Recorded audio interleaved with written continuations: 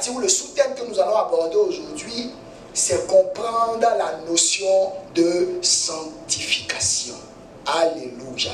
Voilà un thème que plusieurs n'aiment pas, mais un thème qui n'est pas bien compris. Un thème qui n'est pas bien appréhendé. Parce que quand vous voyez la vie des enfants de Dieu, en réalité, soit ils font exprès et ils décident de vivre comme ils veulent, ce qui n'est pas concevable. Parce que être chrétien, c'est appartenir à Dieu. Alors, faire partie de Dieu et se comporter comme Dieu souhaite que nous nous comportions. Ou soit c'est une notion qui n'est pas comprise. C'est une notion qui n'est pas maîtrisée. C'est une notion qui est certes entendue, mais une notion que les uns et les autres ne comprennent pas. Qu'est-ce que c'est que la sanctification? Pourquoi la sanctification est d'actualité? Quel est le but de la sanctification? En quoi consiste la sanctification? Quelles sont les conséquences d'une vie qui n'est pas sanctifiée ou une vie qui ne parle pas le langage de la sanctification? Alléluia. Et bien aimé, voilà autant de choses que nous allons dire. On ne pourra pas tout dire là aujourd'hui, mais on va commencer selon que le Seigneur va nous guider. On va aller et arriver à bon port. Alléluia. Alors, dis à Dieu de parler à ton cœur. Alléluia. Nous allons décoller. Là, comprendre la notion de sanctification. Alléluia. Nous allons faire une lecture très importante dans le livre de Hébreux, le chapitre 12, le verset 14. Un verset que vous connaissez. Alléluia. Qu'est-ce que la Bible dit? La Bible dit ceci. Je lis. Recherchez. Vous êtes prêts? Vous voyez? Ok. Recherchez la paix avec tous. Virgule, et la sanctification sans laquelle personne, la Bible dit personne, personne c'est personne, quel qu'en soit son titre, quel qu'en soit qui il est, quelles qu'en soient les œuvres qu'il a produites hier, quel qu'en soit le nom de son père, de son grand-père et de sa mère, quelles qu'en soient les offrandes ou les dîmes qu'il a eu à faire, la Bible dit. Et ça, c'est sans ambiguïté. Voilà pourquoi nous aimons la Bible, parce que la Bible s'explique par elle-même. La Bible dit de rechercher la paix avec tout le monde. Ça, c'est ce qui est bien. Et la sanctification. Donc, ce qui suit là est en rapport avec la sanctification, parce que les ponctuations parlent d'elles-mêmes. La Bible dit rechercher la paix avec tous, virgule, et la sanctification. Donc, en réalité, ce qui suit ne parle pas de la paix, mais parle de la sanctification, sans laquelle, si la paix était dedans, on allait dire sans lesquelles, n'est-ce pas? Moi, je ne comprends pas bien le français, mais je sais une chose, c'est que la structure d'une phrase donne l'explication de la phrase. Donc, ce qu'on dit, on ne parle pas de la paix, on ne parle pas de la paix et de la sanctification, mais on parle de la sanctification. Sinon, on aurait dit sans lesquelles. Amen. Donc, on dit rechercher la paix avec tous et la sanctification sans laquelle personne. Donc je vais attirer votre attention sur personne. Personne ne verra Dieu. Bien aimé, vous savez, en réalité, on a tendance à faire des choses sans les comprendre. La Bible dit, pour voir Dieu, il y a un chemin qui est là. Il faut que tu te sanctifies. Il faut se sanctifier. Pour voir Dieu, il faut comprendre la notion de la sanctification, marcher dans la sanctification, savoir ce que c'est que la sanctification. Et en ce moment-là, tu pourras dire que tu verras Dieu. Parce qu'en réalité, je vous dis, il y a des gens qui prient, c'est bien la prière. Qui jeûnent, c'est parfait. Qui méditent, c'est excellent. Mais la Bible dit, tu veux voir Dieu, sois sanctifié. Voilà ce que la Bible dit. Et la Bible dit que, quelle qu'en soit la personne, il est pasteur, diacre, associé, il est le président fondateur d'une église, d'une mission, d'une organisation, il a fait des œuvres caritatives, il a payé une dîme, il a bâti des églises. La Bible dit, quand tu as fait tout ça, si tu n'es pas sanctifié, tu ne verras pas Dieu. Et ce verset-là est un verset clé qu'il faut que nous retenions. Alléluia. Vous savez, dans la version Chouraki, on dit rechercher la paix avec tous et la consécration. Ça me plaît bien. Ça, c'est dans la version Chouraki. Et la consécration sans laquelle. Donc, vous voyez que le mot consécration donne une idée de la bonne signification de la sanctification. Souvent, nous restons limités dans cette définition-là de la sanctification comme étant Ce qui est saint, c'est bien. Mais regardez, la sanctification vient de sanctifier. Et sanctifier veut dire rendre saint. Rendre saint. C'est pas dire être saint, rendre saint. Là, on ne fera pas un mot, on n'est pas à des cours de grammaire ou d'orthographe, non. Mais ça a tous les, parce que chaque mot a un poids. Alléluia. Donc, sanctifier signifie rendre saint, purifier, mettre à part. Ça me plaît. Mettre à part. Séparer pour Dieu. Ah là, ça c'est ma définition, ça. Donc, sanctifier veut dire séparer pour Dieu. Donc, vous voyez qu'en réalité, la Bible dit que on va faire juste un petit exercice. Vous êtes d'accord? Ceux qui nous suivent en ligne, vous êtes d'accord? Le petit exercice est le suivant. Remplaçons séparer pour Dieu dans sanctification du verset de Hébreux 12, verset 14. Alors, qu'est-ce que la Bible dit? Recherchez la paix avec tous, virgule, et la sanctification, n'est-ce pas, sans laquelle nul ne verra Dieu. Donc la sanctification est remplacée par la séparation pour Dieu. Donc recherchez la séparation pour Dieu sans laquelle personne ne verra Dieu. Alléluia. Ainsi, vous voyez qu'il est plus facile de comprendre qu'est-ce que c'est que la sanctification. Donc la sanctification, c'est le fait d'être séparé pour le Seigneur. C'est le fait d'être mis à part pour usage divin. Voilà ce que c'est que la sanctification. La sanctification n'est pas seulement la pureté comme certains peuvent le croire, c'est bien. Mais ce n'est pas que ça. Ça veut dire que tu peux te purifier dans ton cœur, tu peux te purifier dans ton coin sans que ta vie ne soit utile pour le royaume. Là, il y a problème. Parce qu'en réalité, toute la notion de sanctification, on va l'expliquer plus tard, est que tu dois être mis à part pour usage divin. Dis avec moi, mis à part pour usage divin. Alléluia. Donc vous voyez que la sanctification, c'est une transformation morale, mentale, spirituelle. Alléluia. Qui est le résultat d'un point A à un point B. Il y a une transformation. Il y a quelqu'un qui vivait une vie basique que Dieu décide d'envoyer à une autre vie pour que cette vie-là puisse le servir. Donc en réalité, si ta vie n'est pas mise à part pour usage divin, tu ne parles pas encore le langage de la sanctification. Bien que tu t'abstiennes de certaines choses, tu t'abstiennes de ne pas faire des bêtises, de ne pas voler, de ne pas mentir, mais si ta vie n'est pas encore pour usage divin, la sanctification n'a pas encore amorcé son processus dans ta vie. Dis-moi Amen. Amen. Alléluia. Alléluia. Amen. Donc vous voyez que la sanctification implique une idée. L'idée de quoi? De la séparation. Donc ça veut dire que si vous voulez voir Dieu sanctifié, et si vous voulez être sanctifié, alors il faut que vous appreniez à vous séparer.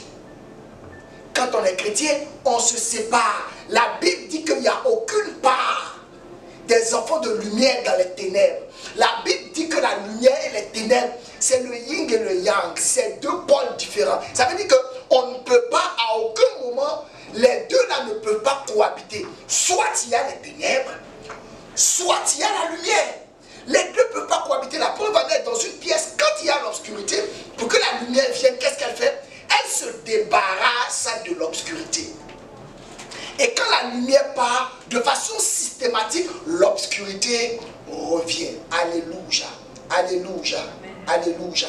Donc en réalité, la sanctification, c'est une valeur fondamentale pour le croyant. Parce qu'en réalité, quand un croyant veut voir Dieu, quand un croyant veut entendre Dieu, quand un croyant veut se rapprocher de Dieu, veut faire un avec Dieu, veut vivre une vie d'intimité avec Dieu, il faut qu'il parle le langage de la sanctification. Alléluia.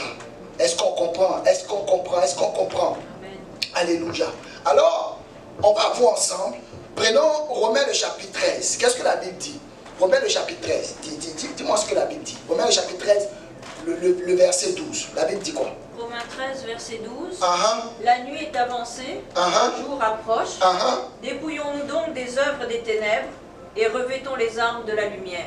Reprends s'il te plaît. La nuit est avancée. Notez ce verset-là. Romains 13, verset 12. C'est un verset assez profond. La Bible dit quoi?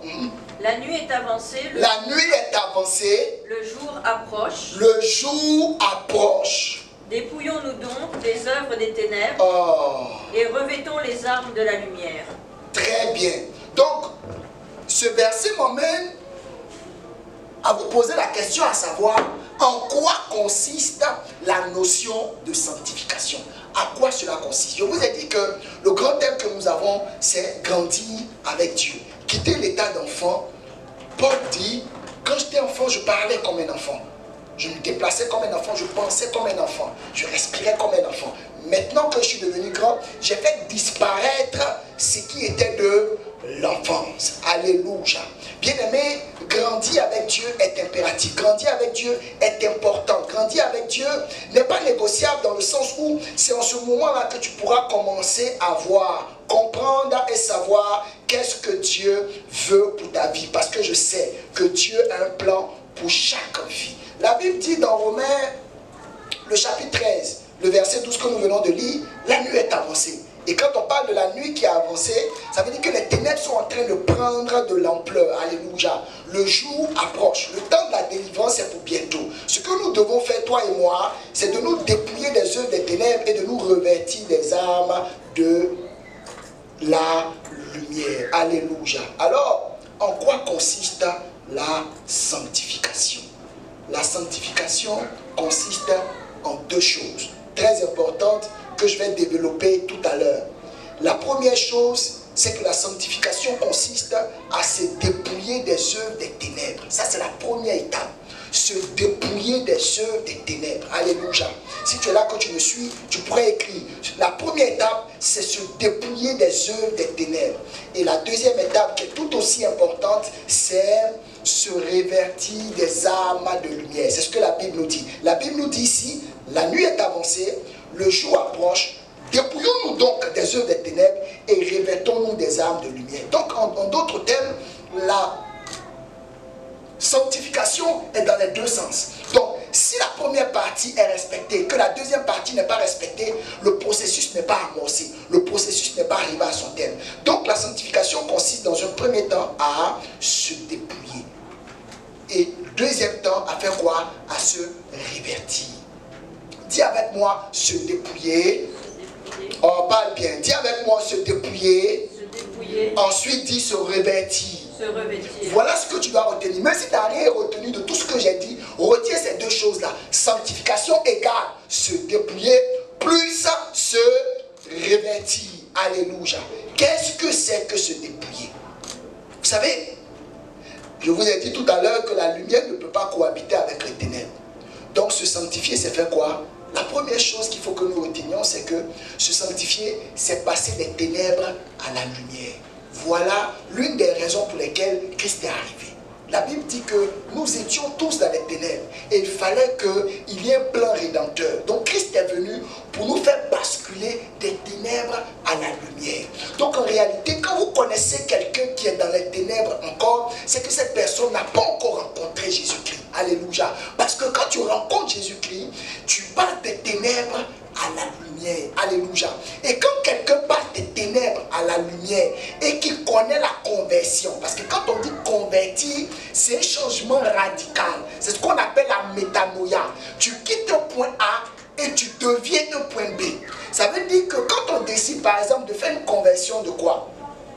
Du dollar en euros, quand tu obtiens des euros, dans les euros que tu as obtenus, je prends un exemple, tu veux convertir 1000 dollars en euros, ça va te donner un montant en euros. Mais dans l'argent que tu vas obtenir en euros, à aucun moment, il y a des dollars dedans. À aucun moment.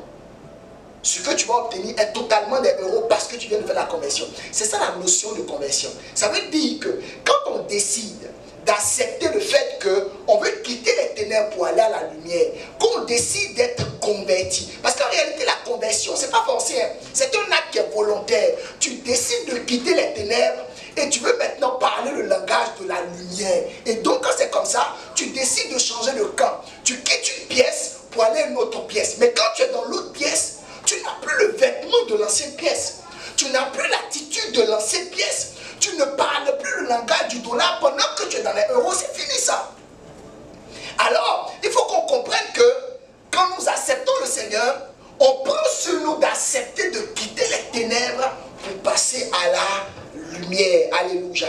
La Bible dit dans Actes des Apôtres, Actes verset 26, verset 18, afin que tu leur ouvres les yeux pour qu'ils passent des ténèbres à la lumière, de la puissance de Satan à Dieu, pour qu'ils reçoivent par la foi en moi le pardon des péchés et l'héritage avec les sanctifiés. Alléluia.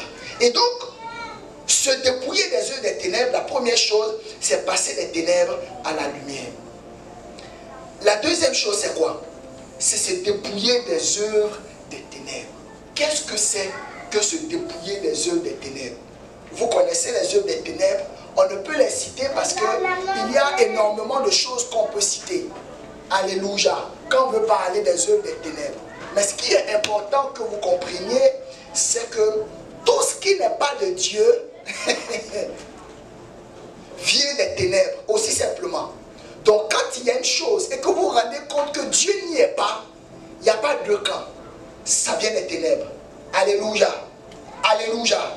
Ça vient des ténèbres. Autre chose assez importante que nous devons comprendre pour ce qui est de se dépouiller des ténèbres, la Bible dit dans Éphésiens 5, le verset 11. Qu'est-ce que la Bible dit, s'il te plaît? Éphésiens 5, le verset 11. La Bible dit quoi?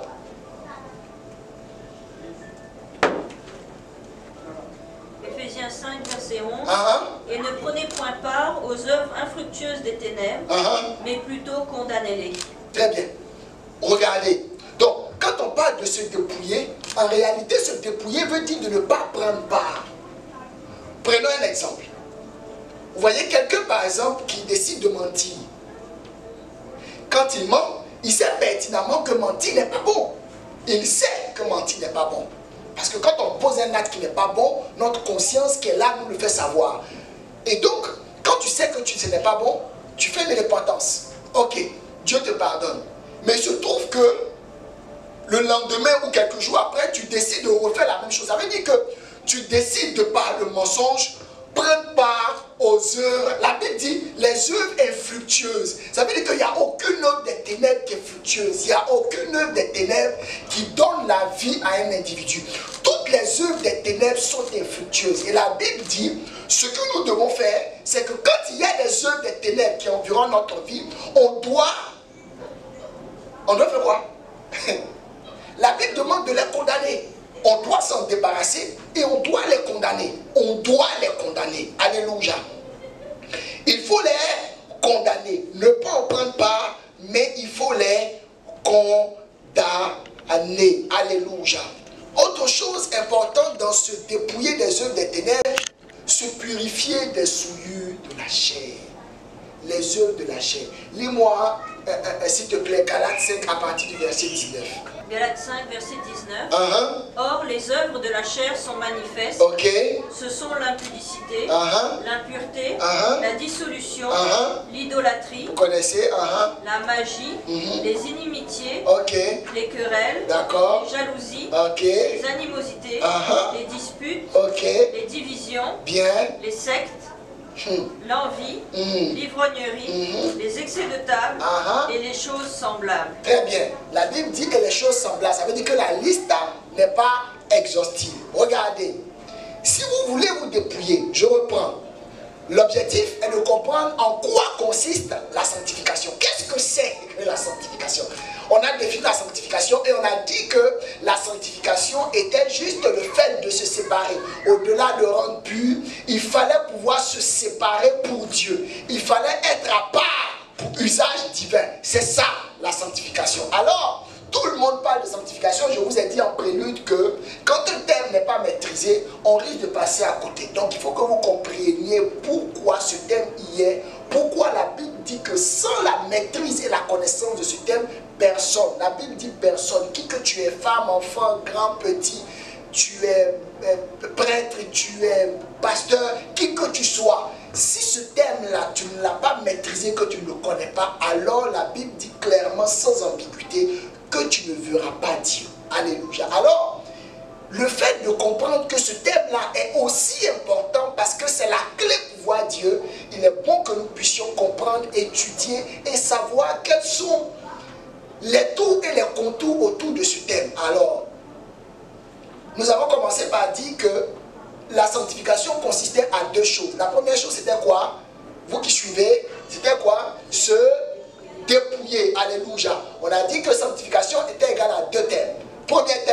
Le premier thème, c'est quoi? C'est se dépouiller. Le deuxième thème, c'est faire quoi? Une fois qu'on se dépouille de quoi? On se dépouille des œuvres des ténèbres, des œuvres de la chair, des œuvres fructueuses des ténèbres. On ne prend pas part à toutes ces choses-là, mais on les condamne. Et la deuxième chose, c'est quoi? C'est se revêtir. Alors, nous sommes en train d'expliquer qu'est-ce que c'est que se dépouiller. Et on a vu que déjà, c'est dépouiller des œuvres des ténèbres. C'est de ne pas prendre part, c'est les condamner, c'est se purifier des œuvres de la chair, des souillures de la chair. On a expliqué un peu, je ne vais pas rentrer dans les détails pour ce qui est des œuvres de la chair, parce qu'on prendra le temps.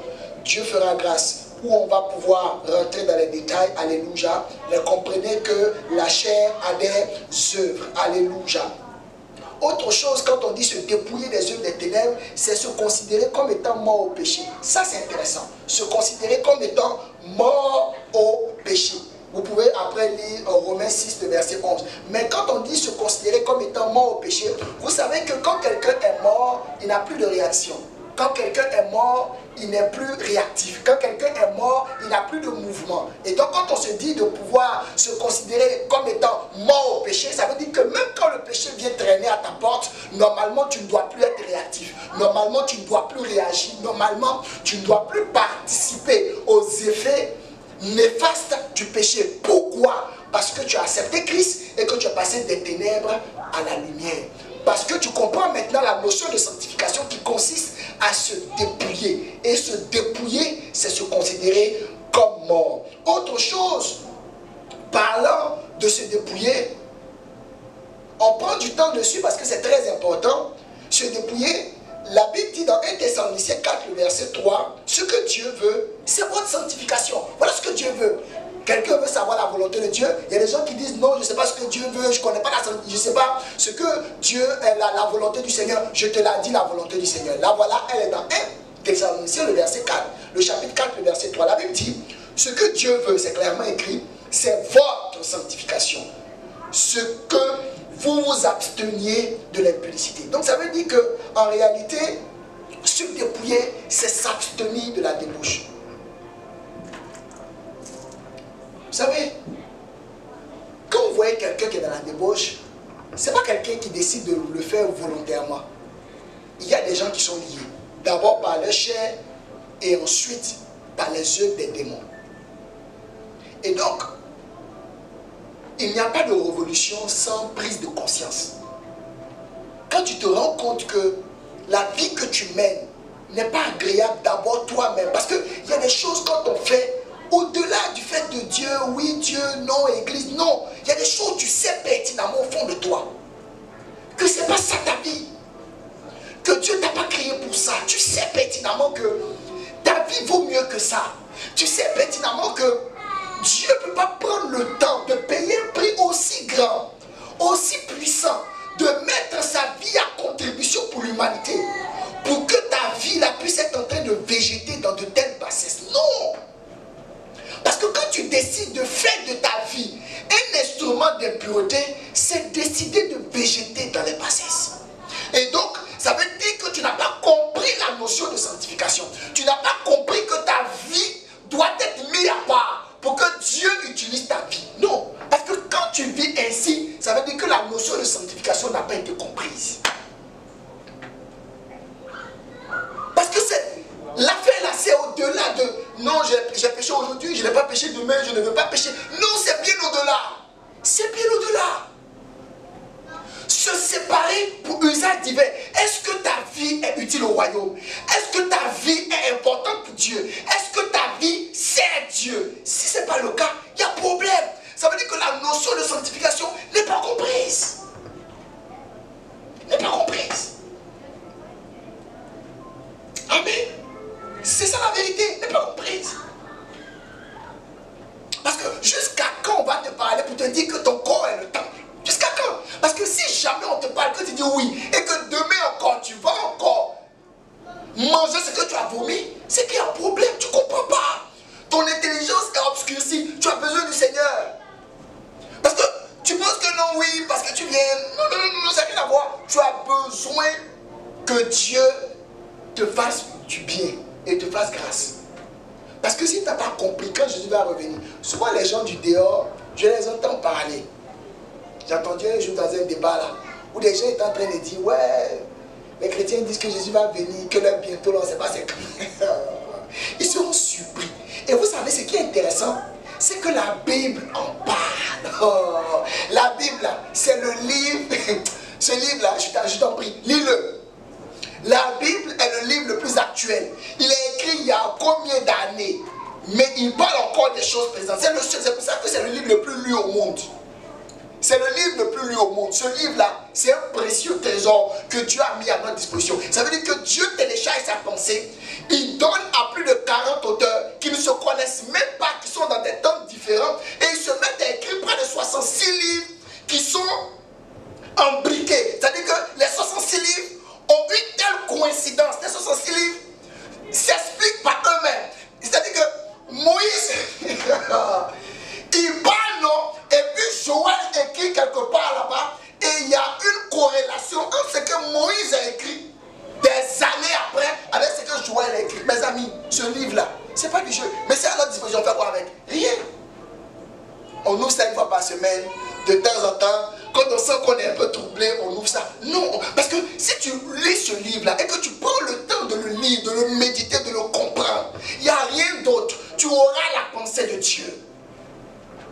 Tu vas avoir la pensée de Dieu. Parce que la Bible est un livre contemporain, est un livre d'actualité. Ce livre-là, quand tu le lis, tu comprends. Et tu connais Dieu. Lis-le. Alors les gens disaient que ouais, non, Jésus, ils sont bientôt là, c'est pas pour mettre. Mais ils seront surpris. On sera là comme ça en plein lundi. Pendant que le soleil sera tapant. Et puis vous allez entendre des bruits d'enfants, des bruits par-ci, par-là. Des gens qui se plaignent. Ils ont vu leur collègue au travail et le collègue là, c'est son habit qu'on a vu. Vous savez, c'est ces choses dont la Bible parle. C'est réel. C'est la raison pour laquelle nous on prend le temps, étant l'église, de mettre les enfants de Dieu dans les conditions. La Bible dit que l'église est l'appui et la colonne de la vérité. On prend le temps de mettre les chrétiens dans les conditions pour qu'ils soient prêts. C'est comme quelqu'un qui va jouer, une équipe qui va jouer un match aussi important et elle ne fait pas d'entraînement. Donc vous voyez qu'en réalité l'église c'est le centre d'entraînement, c'est là qu'on s'entraîne. On s'entraîne pour que tu comprennes, tu t'entraînes pour que tu comprennes. Parce que si tu ne t'entraînes pas, les risques c'est que tu risques soit de te blesser, tu risques d'avoir des maladies, tu risques de ne pas bien préparer ton match, tu risques d'avoir plein de choses. Et il y a quelque chose qui ne va pas. Alléluia. Alléluia. Donc, se dépouiller, c'est ça. Se considérer comme mort au péché, s'abstenir de la débauche, savoir maîtriser son corps, au lieu que ce soit lui qui vous maîtrise. Chose importante, maîtriser son corps. Et maîtriser son corps, au-delà du corps encore, il y a les émotions. Maîtriser ses émotions. Il ne faut pas que ce soit tes émotions qui te qui t'emmènent à gauche. Tu te réveilles le matin, tu t'es pas bien réveillé, toute ta journée est gâtée. Pourquoi? Parce qu'un enfant t'a énervé, ou tu as eu un appel qui t'a énervé, ou bien tu as eu un SMS qui t'a énervé, ou il y a une situation, tu as fait un rêve, et ta journée est gâchée. Pourquoi? Parce que tes émotions te guident. Non, c'est pas comme ça que ça fonctionne. Non, non, non, non, non. Et ce sont ces choses-là dont on doit se séparer. Comprenez que si nous voulons voir Dieu, se sanctifier est capital. Et se sanctifier, je le répète encore, c'est décider que ta vie soit pour usage divin. Que Dieu prenne ta vie pour s'en servir. Aussi clairement, tout ce qu'on a en train de dire là, c'est une explication de ce que je suis en train de vous dire. Donc l'idée principale, c'est ça. Que ta vie serve à Dieu. Si tu checkes et que tu te rends compte que ta vie ne sert pas, commence à réfléchir. C'est-à-dire que tu n'es même pas à côté de la sanctification, mais commence à réfléchir.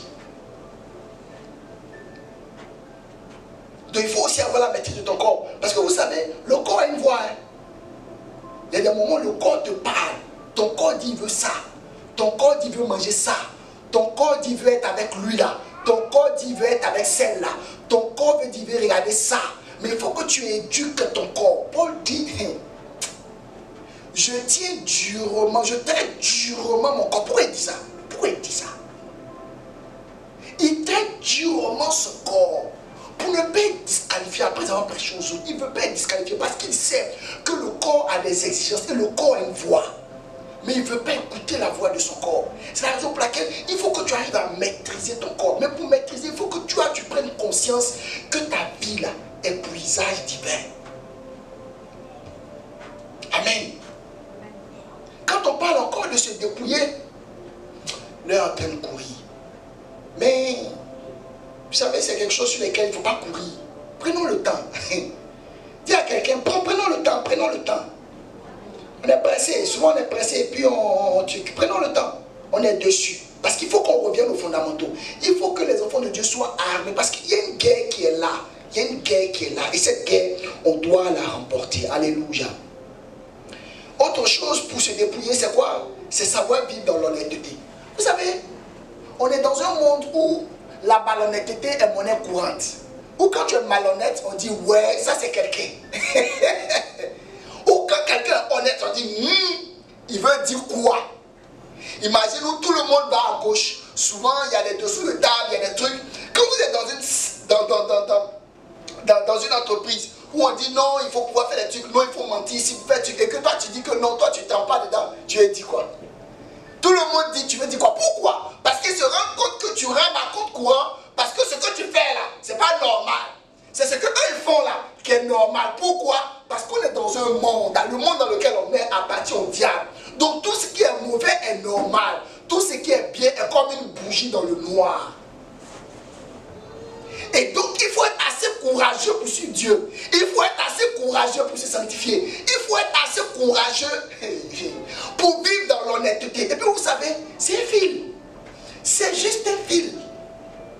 Une vérité couverte, tu es coupable. Parce que c'est pas une histoire de dire j'ai menti. Non.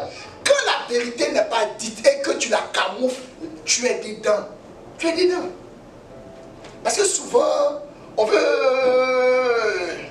Tu vois, on ne dit pas oui, on ne dit pas non, mais on est... Non. C'est-à-dire que quand ça s'applique sur toi, c'est ce qu'on appelle suspicion. Ça, c'est la même chose. Il faut qu'on arrive à vivre dans l'honnêteté. Si tu es enfant de Dieu, il faut être capable, dans tous les environnements où tu vas être, faire savoir aux gens que tu es enfant de Dieu. C'est ton identité ou bien ce n'est pas ton identité. C'est comme tu portes le nom de ton papa, et puis tu arrives, je t'appelle par exemple Gounaï, et puis tu arrives d'un coin, et puis on dit non, Amel Gounaï, tu dis non, moi mon nom c'est Amel, tu ne m'appelles pas Gounaï. Mais Gounaï là, c'est ça ton identité, parce que c'est Gounaï qui fait que tu... C'est ça ton nom. Mais il y a des enfants de Dieu qui disent non. Ils veulent porter le nom d'enfant de Dieu quand ça les arrange. Et puis quand ils sont dans les situations où ça ne les arrange pas, ils ne veulent pas. Non, c'est pas comme ça fonctionne. Non, non, non, non, non, non, non, non. Non. Il faut être capable. C'est ça, être honnête. Il faut apprendre à vivre dans l'honnêteté. Il faut que tu te rendes compte qu'il y a des choses que tu es en train de faire, que tu fais, qui ne sont pas bien. Personne ne voit, mais tu sais au fond de toi que ce n'est pas bien. Fais-toi aider. Viens nous voir, on va t'aider. Viens, ils vont prier pour toi. Parce que tu vas garder comme ça jusqu'à quand Jésus va revenir. C'est cette tâche-là qui va te disqualifier. Et tous tes efforts n'auront servi à rien. À rien. Sois honnête. Sois honnête. Sois honnête avec toi-même. Quand tu te rends compte que la vie chrétienne, ça va vite, que tu n'es pas prêt, fais tes bagages, mets-toi sur la touche. Vis bien ta vie là, de païen là. Quand tu as fini de bien vivre, tu as béni. Maintenant, si Jésus t'a trouvé là-bas, là, c'est pas nous. Mais tu peux faire un pied dedans. Tu es un pied dedans. Tu es un pied dedans. On te parle, tu fais comme si tu comprends, mais tu ne comprends pas. C'est-à-dire que ta vie même n'est pas l'image du Dieu que tu suis. Et tu deviens une pierre d'achoppement. Or, la Bible dit, le scandale est utile. Malheur à celui par qui le scandale va pourvenir. Malheur. Aujourd'hui, soit tu es enfant de Dieu, soit tu ne l'es pas. Regardez les parents là. Ils sont contents. Où ils sont là? Ils souffrent, non? Ils savent qu'ils souffrent. Mais ils se disent qu'un jour, ils vont basculer. Mais pour l'instant, ils profitent. Toi, tu ne profites pas. Tu les envies. Mais tu n'as pas envie de partir. Et tu es dans une vie dans laquelle tu ne profites pas. Et tu es en train de te projeter dans des choses que tu n'es même pas sûr de pouvoir obtenir. C'est pas comme ça. faut être honnête. Il faut être honnête. Alléluia. Il faut être honnête. La Bible dit que chacun possède son corps dans la sainteté, dans l'honnêteté. Il faut être honnête. Il faut être honnête. Il faut être honnête. C'est ça, se dépouiller des œuvres de la chair. C'est la première étape de la sanctification. Être honnête. Il faut être honnête avec toi-même.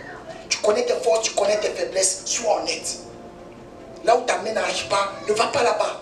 Sois tranquille, sois honnête. Parle au Saint-Esprit, j'ai besoin de ça. Tu te rends compte que tu ne peux pas faire une phrase sans mentir. Il y a problème. Tu es lié. Il faut te faire délier. Il faut te faire aider. Tu te rends compte que quand tu vois une chose qui ne t'appartient pas, tu pends. Et tu es persuadé que tu n'es pas kleptomane. Donc quand tu sens que tu n'as pas la kleptomanie, ça veut dire qu'il y a un problème de démon quelque part. Où ta chair est trop vive. Il faut te faire aider. Il faut te faire aider. Parce que quand on va prendre le voyage et qu'on ira en guerre, c'est ta faiblesse qui va être ton... qui va te tuer. Alléluia. Se dépouiller, c'est quoi? Ne pas se livrer à des convoitises. Ah, voilà des trucs importants. Aujourd'hui, il y a des enfants de Dieu qui sont enfants de Dieu. Mais qui, aujourd'hui, vous voyez, on a les téléphones, on a les Netflix, tout ça là sur le téléphone. Donc, tu vois, le gars, il a mis ses écouteurs, il est dans son coin, il regarde le truc. Tu as pensé qu'il entend les réelles bonnes choses. Quand il regarde les films bizarres. Mais ça là. Et puis, dimanche, tu viens à l'église. Ou bien quand on a des réunions de prière, tu pries aussi avec nous. Tu lèves tes mêmes mains là. Les mêmes mains là. Tu lèves ça aussi avec nous. C'est pas comme ça. C'est pas comme ça. Se dépouiller, c'est se sanctifier. C'est ça. Je suis sûr que tu ne m'aimes pas aujourd'hui. Je suis sûr que tu n'aimes pas ma tête et que tu me détestes. Mais ce n'est pas grave. C'est le message. Alléluia. Ta voisine dont la vie t'inspire et tu sais pertinemment qu'elle n'est pas convertie, il faut éviter d'imiter la vie des gens. Surtout la vie des inconvertis. Tu ne peux pas vouloir imiter la vie des inconvertis. C'est un problème. Alléluia. La Bible dit dans 1 Thessaloniciens 3, le verset 5, de ne pas vivre comme les païens qui, eux, ne connaissent pas Dieu. Ne connaissent pas Dieu. La Bible dit qu'ils ne connaissent pas Dieu. Et quand quelqu'un ne connaît pas Dieu, il peut pas être source d'inspiration. Il ne connaît pas Dieu. Vous savez, aussi intelligent que peut être un gars du dehors, tant qu'il n'a pas le Seigneur, il a l'intelligence obscurcie.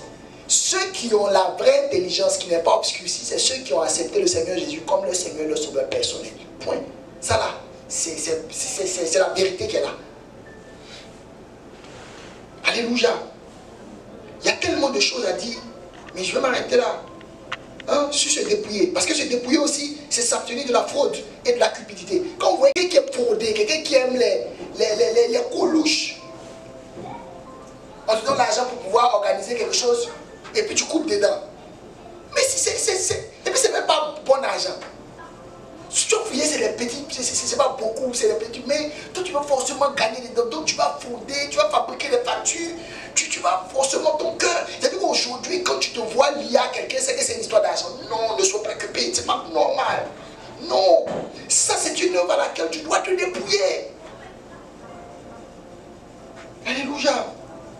Alléluia.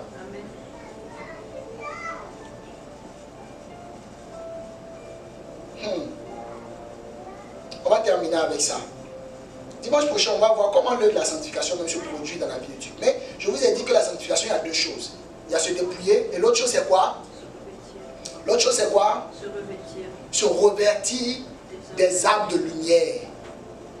Se revêtir des armes de lumière. Maintenant que tu t'es dépouillé, parce que tu ne peux pas rester nu comme ça, il faut maintenant te revêtir. Donc la sanctification, c'est se dépouiller et se revêtir. Donc se déshabiller et s'habiller. On se déshabille des œuvres des ténèbres et on s'habille des œuvres de la lumière. Et on a vu dans Romains, clairement, il a dit, revêtez-vous du Seigneur Jésus et n'ayez point soin de la chair pour satisfaire ses convoitises. Donc la première chose, c'est marcher honnêtement. Qu'est-ce que c'est que se revêtir du Seigneur? C'est marcher honnêtement. Et l'honnêteté, c'est faire un bilan de sa vie. Où est-ce que j'en suis avec la vie chrétienne? Tu vas entendre beaucoup de choses, mais toi, où est-ce que tu en es? Au fond de toi, est-ce qu'il y a encore des épines dans ton cœur? Est-ce que tu penses que tu aimes le Seigneur Jésus comme tu devrais l'aimer? Est-ce que tu penses penses que ta vie là, elle a été séparée pour le Seigneur? Est-ce que tu penses qu'aujourd'hui, ta vie là est en train de servir Dieu à son plein rythme? Vous savez, la Bible parle d'une parabole.